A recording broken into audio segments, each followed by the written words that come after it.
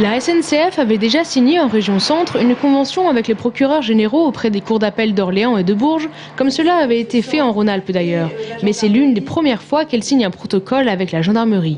Objectif, permettre une meilleure gestion opérationnelle pour chacune des parties en cas d'incident sur les voies. L'objectif, c'est bien ça, c'est d'apprendre à mieux se connaître, à trouver des process opérationnels qui permettent in fine à la fois de préserver la sécurité des intervenants non agents SNCF sur le réseau à l'occasion de ces événements, ça c'est l'objectif de sécurité, de faire en sorte que les officiers de police judiciaire puissent faire leur travail dans les meilleures conditions possibles pour que l'enquête soit bien menée et in fine que nous, SNCF, nous puissions remettre en place les circulations le plus rapidement possible pour pénaliser le moins possible nos voyageurs. Bien que gendarmerie et SNCF n'aient pas attendu ce protocole pour travailler ensemble, il permettra des actions de formation, d'information, de visite dans les centres opérationnels des deux structures. Une méthode pour améliorer la gestion des situations, comme dans le cas d'accidents de personnes. Très concrètement, lorsque par exemple vous avez une tentative de suicide sur le réseau ferroviaire, il y a tout de suite une nécessité de faire une enquête, donc les autorités judiciaires interviennent et les gendarmes, les officiers de police judiciaire sont bien évidemment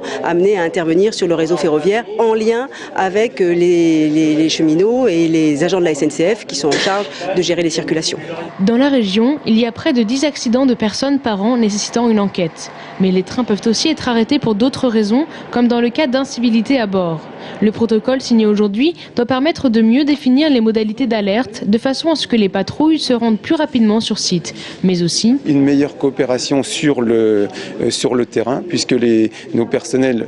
connaissant mieux les mesures de sécurité seront plus à l'aise sur l'intervention et surtout